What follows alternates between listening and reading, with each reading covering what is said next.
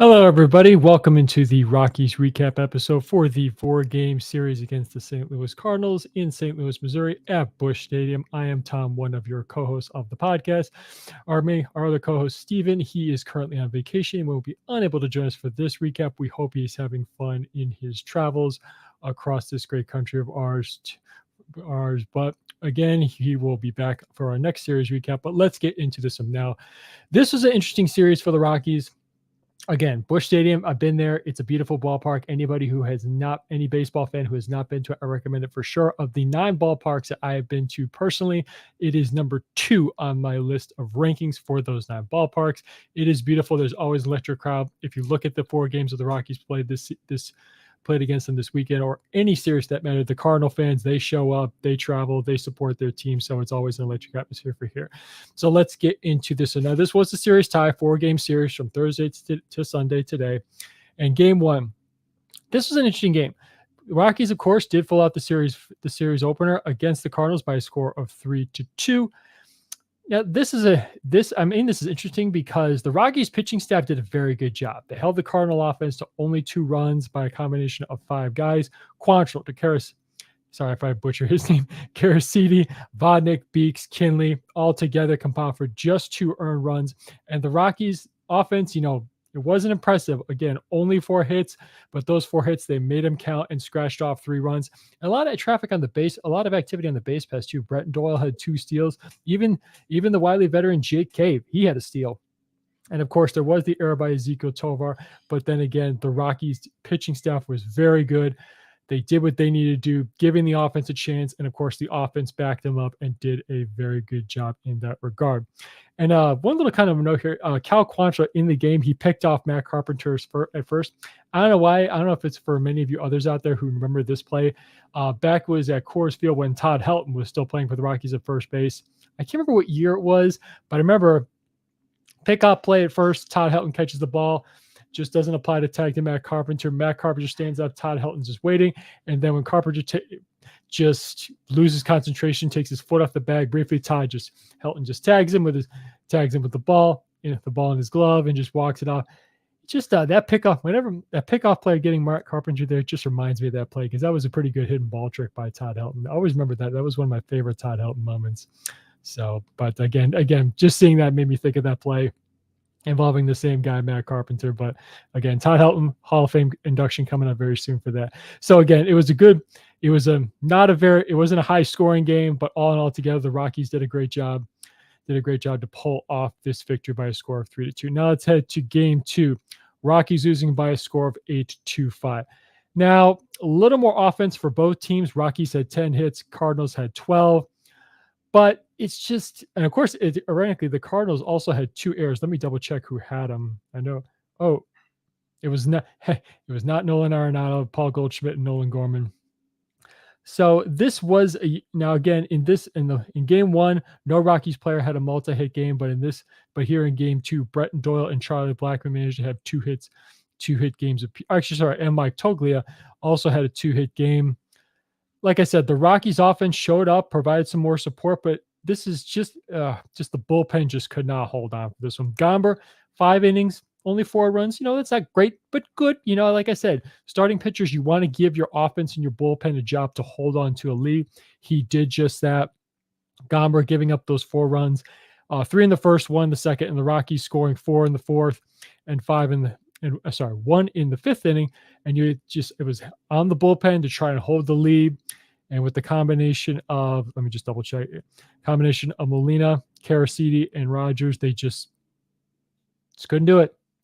And it's unfortunate, like I said, this, as the season progresses and you play a series like that, I should say, just as the series progresses, the glaring need in terms of what needs to really be reworked for the Rockies in the offseason is this bullpen. There are, as I've said before, there are some guys who I would carry over.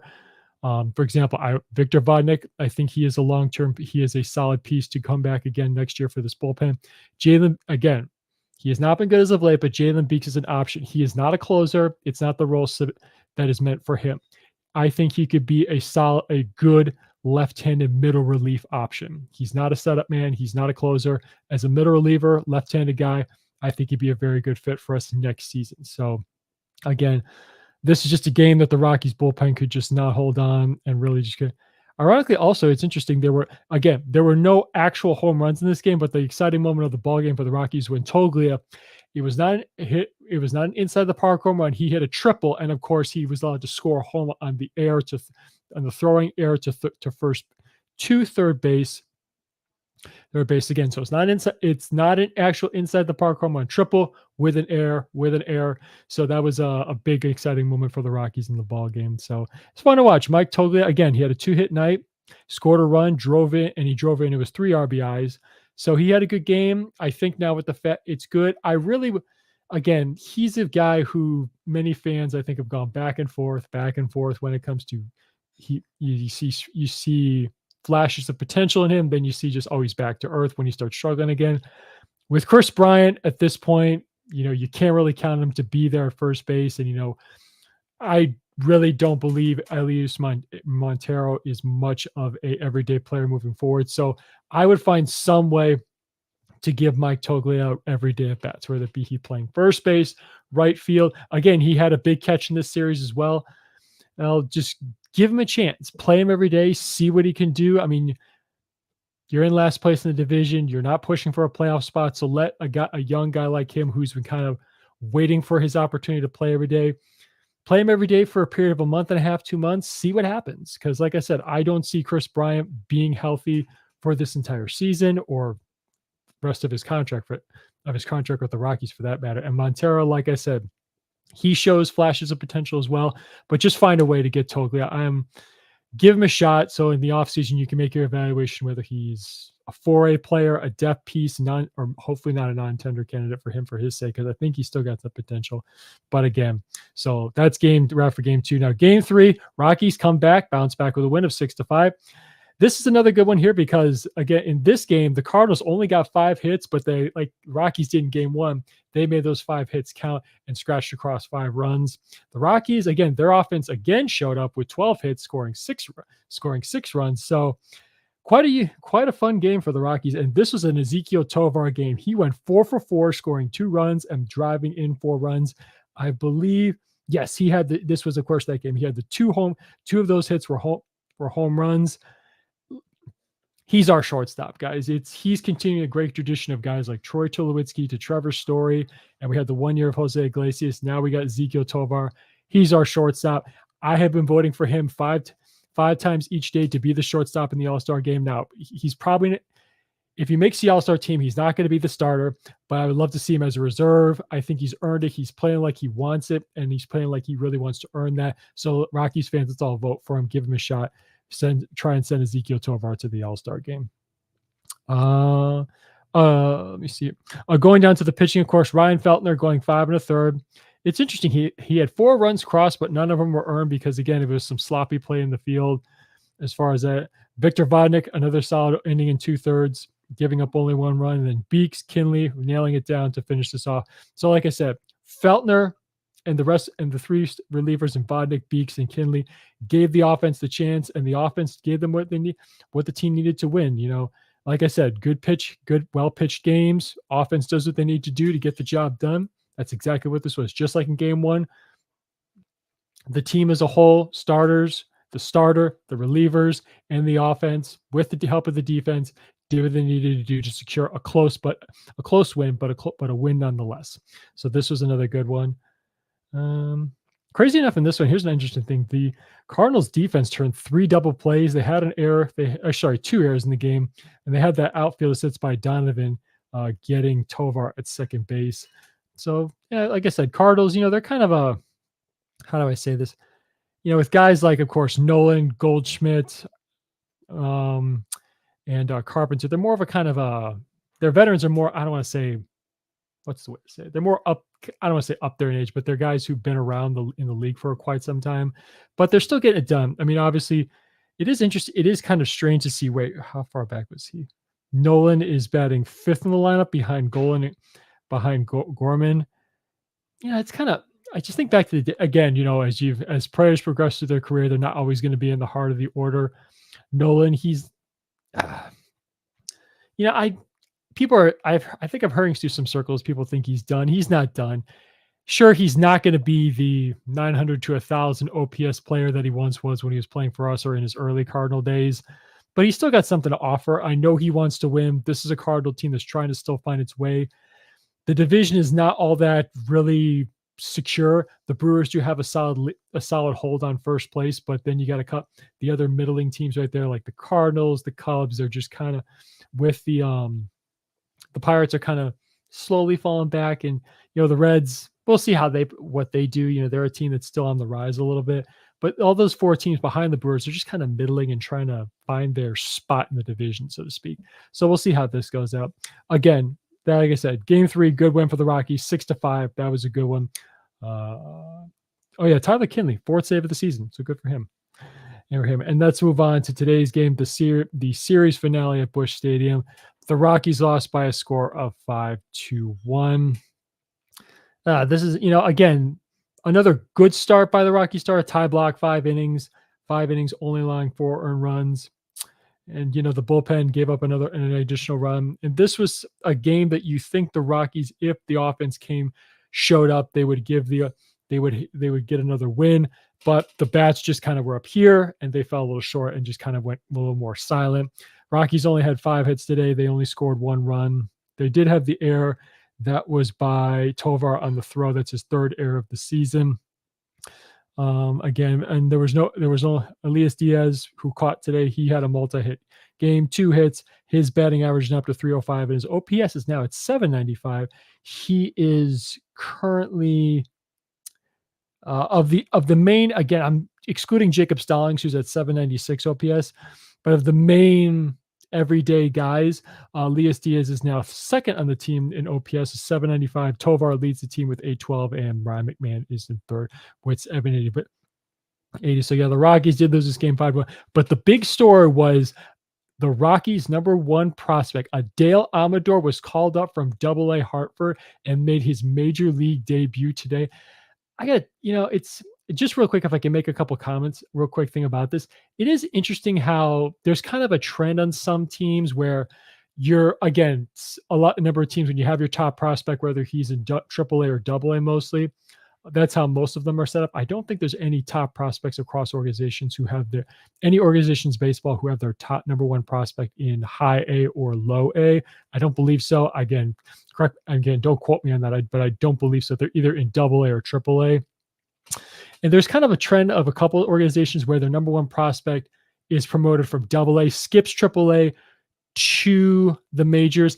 I think it was Jim Callis of MLB.com was talking on a podcast with somebody that I listened to about that, how the talent gap between Birmingham and the majors is kind of shortening a little bit. So organizations are feeling more confident in having their top prospects skip a level skip AAA and go to the majors. But because, for another example, the White Sox, my other team, their #3 prospect and #2 pitching prospect, Drew Thorpe, who's having quite a season down in AA. He is rumored to be scheduled to skipping AAA and making his major league debut in Seattle for the White Sox on Tuesday. So it's kind of interesting how the minor league, again, no prospect development is linear. Not all are the same. Everybody's different. It's a case-by-case basis. Some guys bloom later in their minor league career. Some guys get it right away. Just depends. But it's kind of an interesting trend that's going on. But anyway, that's just a couple of side comments. But again, Amador, got to be exciting. He made his debut today for the Rockies. He batted 8th in the lineup. He was at second base, and he got his first major league hit. He did, excuse me. He did have a strikeout, but he got that first hit. It was just an inside-up pitch, kind of just got the barrel around to it, looped it out. It was actually not a loop. It was more like a really low, kind of a line drive with a little higher angle. It just landed softly right there in front of the right fielder who just kind of had to fall down and try to keep it in front of him. But again, altogether, he got his first hit. Great job. And also, he did happen to also get his first major league steal. So good for him. So, and again, he played a good second base, didn't have any errors, no problems in the field. And again, getting your first hit. And again, why not get your first major league steal? He does have some wheels. So again, Amador, great job for him. So it was all good.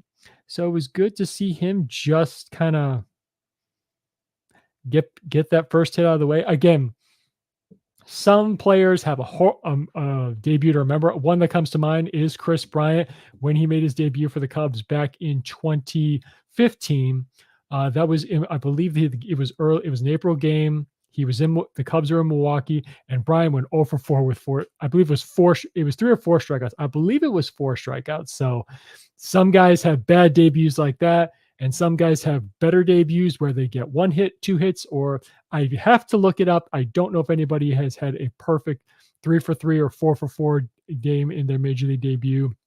But either way, for Amador, awesome job. It was great to see him get his first hit.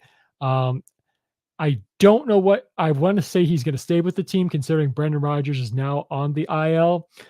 If this is going to be, I guess, a cup of coffee until they see when Rodgers can come back, and maybe he goes back to AAA Albuquerque, or maybe Amador just really takes off and spends the rest of the season with the Big League Cup. I don't know. I think it's going to be on a case-by-case basis based on availability on the 40-man roster, and as far as what injury updates as they come along. So, like I said, Brendan Rodgers is now in the IL. So I guess for the short foreseeable future, as far as I can see, it looks like Amador is going to be the everyday second baseman with, I guess, Alan Trejo maybe mixed in there a day or so to give Amador a day off or two. Again, based on how he feels and how he is progressing with the daily grind of being a major leaguer, handling the life at the major leagues when it comes to facing, especially when it comes to facing big league arms. Because, like I said, minor league pitchers are one thing, whether they're a top ranked prospect or a non-top ranked prospect. And of course, when you get to the majors, fastballs are harder to pick up. Breaking balls are sharper. It's a whole different way when it comes to facing minor league arms to facing big league arms. It's a big difference. So we'll see how he does. Again, first hit, first steal. I would say overall, a very good debut for him. So, hey, let's all give him a clap. It's good to see him. He's up here. He's getting his first taste of the big leagues. How long he's up here, just got to wait and see. So it was awesome. Good for him. And again, I'm sorry. I'm so sorry. Greg Jones. I think, I'm sorry. Let me just, if everybody just doesn't, I think he's played the 2 games. Just give me 1 second. I'm sorry. I cannot recall. Greg Jones has only had the 2. Yeah, I guess, today, I think today was Greg Jones. Yeah, this was Greg Jones. Hold on. I'm sorry. My apologies. Yes, this was Greg Jones. I'm so sorry. Greg Jones, I'm sorry for getting. This was also, he was called up the other day, but this was his first start in the majors. He batted 9th behind Amador. He did not get his first hit, but he got his first career walk. So good. He went 0 for 2 with 2 strikeouts. But like I said, he did get his first walk. So he has his first walk. He's been on base. He played right field. Didn't have any issues out there. So again, Greg Jones, I'm so sorry. I forgot about you.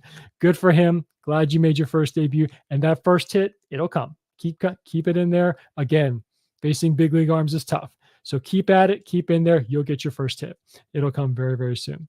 So that is the recap of the series against the Cardinals down at Busch Stadium in St. Louis. So the Cardinals now, let me just real quick, just looking while we're back. Yeah, the Brewers are currently in first place in the National League Central at 38 and 27, followed by the Cubs and Reds tied at 32 and 34. The Cardinals, again, right behind. They're right back there with them at 31 and 33. And the Pirates, they're not too far behind at 31 and 34. Man, it's pretty interesting how some divisions are working out. And of course, update on the National League West, the division the Rockies are in. The Dodgers currently hold first place at 41 and 25. The San Diego Padres are in second with a .500 record of 34 and 34. The San Francisco Giants are in third place with a record of 32 and 34. And the Arizona Diamondbacks are in fourth place at 30 and 35. And our Rockies are in last place, fifth, with a record of 23 and 42.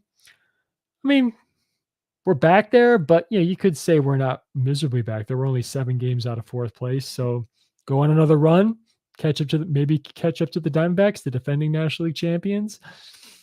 I guess you could say the charge for fourth place is on, I suppose. That's one way you can look at it. Oh boy, it's crazy. So, but anyway, if anybody's interested in a good pitching matchup tonight that's currently going on with Sunday Night Baseball, the Dodgers are playing the Yankees in the finale at Yankee Stadium. It is like I said, it's an arm matchup. Luis Gil for the New York Yankees, who is having quite a good season for them. And of course, the Dodgers ace, again, Shohei Ohtani. I would consider right now Glasnow the ace, considering I wouldn't call Yamamoto the ace just yet. I would say Tyler Glasnow is their ace. He is on the mound for the Dodgers. The Dodgers are going for their fourth straight win, but a 3-game sweep against the New York Yankees. And let me just say this: I'm not a Yankee fan. I'm not a Dodger fan, but it would just be nice to see the Dodgers sweep the almighty Yankees in Yankee Stadium. That would just be so fun. I gotta say, sorry, I'm not a Yankee guy. I mean, I was a fan of Jeter and I liked A-Rod before. Of course, he was busted for PEDs. I've just never been a Yankee fan, so it's just, I guess it would be nice to see him kind of get swept, considering let me just double check. Yes, they still have the best record in the American League. And so again, that should be a good matchup. Good game tonight. Watch it on Sunday Night Baseball. It's currently going on ESPN. And it is interesting. It came out the other day when it comes to the records around Major League Baseball. So just looking at the records in the American League, we have only hold on, let me just count this, make sure I get this right. You have 6 teams. The Mariners are the only team in the American League West with a winning record of 37-30. You go to the American League East, there are 2 teams with a winning record. The Yankees at 45-21, and the Baltimore Orioles at 42-22. And then if you go up to the American League Central, the Guardians lead with the division with 42-22. The Royals are 39-27, and the Minnesota Twins are 34-31. So kind of a lot more teams above 500. There is one team with a 500 record, that is the Boston Red Sox at 33-33. But if you go down to the National League, there are fewer teams with an above 500 record. In the National League East, you had the Phillies at 45-20, who just had quite a fun series against the Mets in London. Again, I love the international series. I think it's great for baseball to play those series. The Mets and the Phillies tied the series at 1-1. So maybe the Rockies will play that series someday. That'd be pretty awesome. Or even for me, the White Sox, that'd be even fun too. I love those international series. They really do bring great visibility to the game, and I think are good for the sport. So those are always fun to watch. Anyway, back. So the Phillies are 45-20. The Braves are 35-28. And if you go to the National League Central, the Brewers are the only team in that division with a above 500 record of 38-27. 2 teams are at 500, but that not above 500 doesn't count. I'm just talking about that. And the Dodgers are the only team in the National League West with an above 500 record. Padres are 34-34.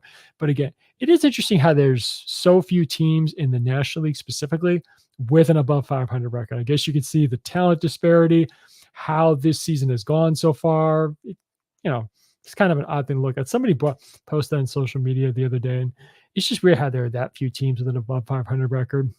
Again, there are a lot of teams right there hovering around 500, but some teams are winning more than others, and more teams are winning more games and losing games. So it's, I don't know, just kind of a weird thing that I just thought. But again, it is what it is. Been a good season for some teams so far. For other teams, like my 2 favorite teams, not good so far. It can be tough to watch something. It can be tough to watch. It's when because I love my teams. I'm a loyal fan. I want to see my teams do well, but I always root for the players. I want them to be successful because a large majority of them are just thrilled that they get to play baseball for a living. They love the sport. They want it to succeed. They want their team to succeed. They want that ring. They want to spray the champagne in the locker room, hoist the trophy at the end of the season. It's what you play for. You want rings. You want to sign a good contract too, but you want rings. You want championships. You want multiple rings. If I was a player, I want multiple rings. So, but hopefully there are brighter days ahead for both my teams. And again, we're almost to the All-Star break, so be sure to vote for your favorite Rockies. Me, I'm voting for my favorite Rockies and White Sox players who could be there. I'm not jumping on that vote for Martin Maldonado train. I'm not jumping on that train. As a White Sox fan, no, I'm not doing that. That's silly. It's funny, but it's silly. I'm not jumping on that bandwagon.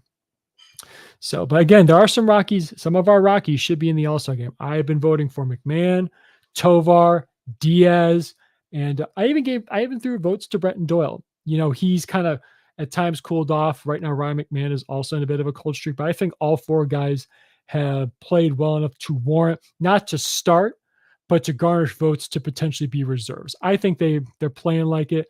You know, again, you can't vote for pitchers. There's a possibility that Gomber and Quantrill could garnish votes to be all-star, to be reserve starters. It's definitely a chance. I think there could be more than one Rockies player in the representative in the All-Star game. Again, every team at least gets one. Going into the season, we were all, particularly Steve and I, were trying to figure out who's going to be the one lone Rockies representative. Well, I think now there could be more than one. So be sure to get your votes in. You can vote 5 times each day. So be sure to get your votes in for the Rockies players. Again, I think any of those 6 guys, Diaz, Doyle, McMahon, Tovar, Gomber, and Quantrill, those 6 guys have played or pitched well enough to warrant votes. Again, you can't vote for pitchers, but for the 4 position players, I think they've earned a shot to make a case to be all-stars. So we'll see. Be sure to vote. You do get 5 votes per day, so be sure to get those votes in. Doesn't take too long. Okay. Anyway, so let's move on to the next series. The Rockies now are staying in the Midwest. They're going from St. Louis to Minnesota up to the Great White North to play a 3-game series against the Minnesota Twins. And so game 1, which is tomorrow on Monday, it'll be for our Colorado Rockies, Dakota Hudson against Chris Paddock, who is currently 4-3 with a 5.26 ERA. Again, former San Diego Padres. So I believe those are the only 2 teams he's played for. Padres, then to the Twins. So it's good to see he's still hanging on as part of a rotation. For game 2 on Tuesday, it'll be for the Rockies. Cal Quantrill going to the bump, and the Minnesota Twins, it's still TBD. So we'll have to wait and see how. Could be a bullpen game for them, or maybe they're calling up somebody they're doing a AAA roster swap with a pitcher. Again, for the Minnesota Twins, their AAA affiliate is not that far. I can't remember what the town is, but it's only, I think, about 30 minutes away from 30 to 45 minutes away from downtown Minneapolis. So either way, we'll have to wait and see who swaps up to be their starter. And then on game 3 on Wednesday, it'll be for the Rockies, Austin Gomber going to the mound against Pablo Lopez, former Miami Marlin. He is currently with a record of 5-6 with a 5.45 ERA. So that is your upcoming series. So I guess that's it. So again, like I posted on Twitter /X, I was hoping it was good to see a series tie. It's awesome that we get out of St. Louis against a formidable Cardinal team with a series tie. I would have loved to see a series win. I think we all would have, but it was good to get out with the tie. And again, 3-game series in Minnesota. Steven and I will both be back on the call for the Rockies recap episode on Wednesday. So be sure to tune in. If you are not subscribed to our YouTube channel, please click that subscribe button so you get updates on when the episodes start, so you can join in these live recordings. We do greatly appreciate it. Or of course, if you do miss it, they are posted on our YouTube page so you can watch them after. Be sure to hit subscribe to our YouTube page as well, so you're updated on when new episodes are posted after they're recorded. And be sure you're following us on all of our social media platforms. We are on Instagram, Twitter /X, and our Threads page. Be sure to hit subscribe. We do, of course, post daily updates when it comes to lineups, scores, key plays, and everything as such going on with the Rockies, including news updates such as when somebody's called up, when somebody's sent down, injury updates, all those kinds of things, Rockies news going on, or if there are any big news announcements, such as a big free agent signing, a trade, which could be coming in as the trade deadline gets closer. So that'll do it for this episode. Thank you so much, everybody, for tuning in and listening and watching live, or if you watch after the fact, thank you for watching. We greatly appreciate it. Like I said, Steve and I will be back on the call Wednesday after the series in Minnesota has concluded. So that'll do it. Thank you for tuning in. Have a good rest of your weekend and evening, everybody. And as always, go Rockies.